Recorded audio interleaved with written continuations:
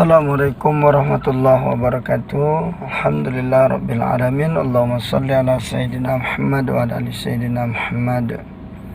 Buat seluruh warga negara Indonesia, terutama Provinsi Riau, khususnya warga Kabupaten Siak. Di sini saya Ustaz Zainul Al-Ma'ruf mengajak kita semua tetap tenang dan tetap bersabar, ikhlas kepada Allah Subhanahu wa taala.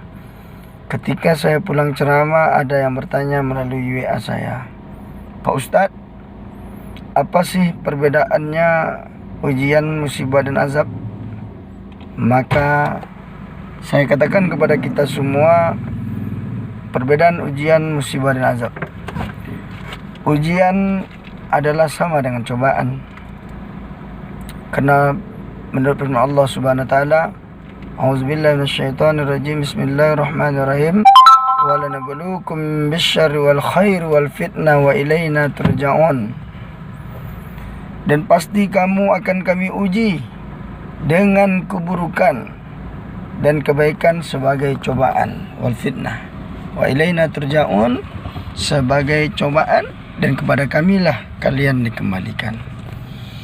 Maka di sini jelas kita bisa mengartikan bahwasanya ujian itu adalah cobaan kepada kita, sejauh mana keimanan kita kepada Allah Subhanahu wa taala. Alhamdulillahilladzi khalaqal mauta wal hayata liyabluwakum ayyukum ahsanu amala. Segala puji bagi Allah, Tuhan semesta alam, yang telah mematikan, menghidupkan kita, hanya menguji siapa yang lebih baik amalnya.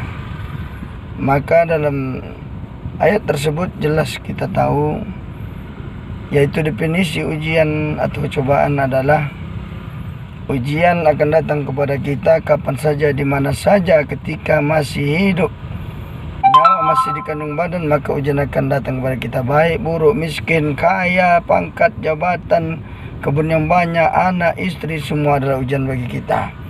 Maka kunci ujian adalah sabar. Maka pertanyaan kedua, apakah itu musibah?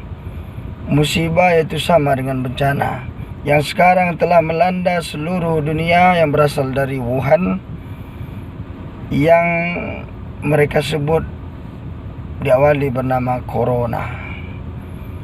Corona, virus yang sangat berbahaya, sangat merajai dunia sekarang, bisa membuat orang semuanya takut. Beginilah ciptaan orang-orang liberal, kapitalis, komunis. Berhasil mereka untuk membuat kita takut dengan bencana ini. Betul, bencana ini adalah peringatan Allah Subhanahu wa taala. Maka virus corona ini sangat luar biasa, membuat semua orang ketakutan, mati ketakutan. Maka di sini saya tegaskan, kita selaku orang beriman, Allah telah katakan dalam Al-Quran, alladzina idza asabathum musibah qalu inna lillahi wa inna ilaihi raji'un. Dan orang-orang beriman itu berkata, apabila ditimpa musibah, qalu inna lillahi wa inna ilaihi raji'un, maka datang dari Allah, kembali kepada Allah Subhanahu wa taala. Maka jawabannya adalah wasta'inu bis-sabr was-shalah. Carilah pertolongan dengan sabar dan salat. Maka dengan datangnya virus corona ini, bala tentara Allah yang hanya kecil kepada kita, maka mesti kita ambil pelajaran, banyak bertobat kepada Allah Subhanahu wa taala, banyak berzikir, dan datangi masjid. Datangi masjid. Innama ya'muru masajidallahi man amana billahi wal yawmil akhir. Sungguh orang-orang yang memakmurkan masjid adalah orang-orang beriman, orang-orang yang yakin adanya hari akhir. Maka jangan tinggalkan masjid. Betul, selaku kita warga negara yang baik dan juga muslim yang taat, wa atiullah wa atiur rasul lil amri minkum, maka kita harus ikut pemerintah. Betul, selalu cuci tangan, jaga tempat bersih, karena itu juga perintah Nabi, an-nazafatu minal iman. Kebersihan adalah sebagian daripada iman. Maka untuk mencegah datangnya virus corona, mari jaga kebersihan, sering cuci tangan, sering membersihkan rumah tempat ibadah kita. Tapi kalau kita disuruh untuk meninggalkan sholat Jumat atau mengganti dengan sholat zuhur, atau juga dengan lebih baik sholat di rumah, itu menurut saya selaku mubalik, selaku ustaz, saya tidak terima. Karena di sini jelas hanya karena musibah yang turun Allah Subhanahu wa taala untuk diambil pelajaran, kita semua merasa takut, yang berakhir kita tentang perintah Allah dan Rasulullah SAW. Bahkan kita lihat di banyak video, orang Cina saja yang belum masuk kepada Islam, mereka berbondong-bondong untuk sholat berwuduk.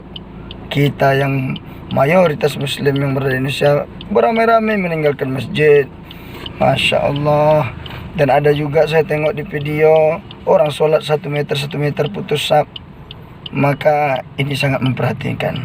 Maka di sini saya tegaskan, kalau untuk meninggalkan sholat Jumat, maka kami tak bisa terima. Bahkan Nabi telah berkata dalam hadisnya, andai aku yang kalian hina, aku tetap tersenyum. Tapi kalau agamaku yang kalian hina, maka aku sanggup cubit pedang untuk menebas leher kalian. Maka di sini saya tegaskan, wahai umat Muslim, selaku warga negara yang baik dan Muslim yang taat, wa ulil amri minkum, maka kita betul selalu cuci tangan, bersihkan tempat, bersihkan rumah, hindari kontak langsung dengan orang. Tetapi untuk memakmurkan masjid, mari makmurkan masjid. Nah, disinilah saya katakan, mari bersama-sama kita berdoa kepada Allah SWT dengan musibah ini. Kenapa? Karena definisi musibah adalah musibah datang kepada kita di saat kita tidak menyukai dan tidak kita ketahui, itu musibah. Maka ada pertanyaan, apa itu azab? Ya Ustaz, azab Allah katakan dalam surah Sajadah ayat 26, وَلُنْزِيقَنَّهُمْ مِنَ الْعَذَابِ الْأَدْنَىٰ دُونَ الْعَذَابِ الْأَكْبَرِ لَعَلَّهُمْ يَرْجِعُونَ.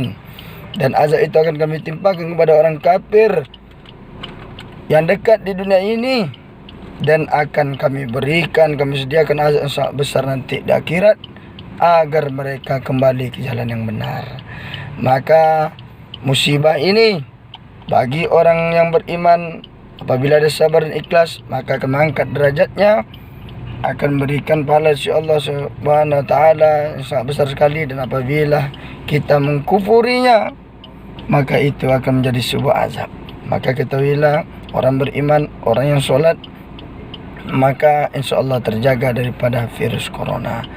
Hindari kontak langsung dari orang, betul, tapi jangan tinggalkan masjid, karena masjid adalah benteng terakhir umat Islam. Maka dari sini saya Ustaz Zainal Ma'ruf, atau juga Presiden Mahasiswa Himpunan Kampus Siak Bersatu, mari kita perbaiki diri menjadi lebih baik lagi, bukan pura-pura baik. Assalamualaikum warahmatullahi wabarakatuh.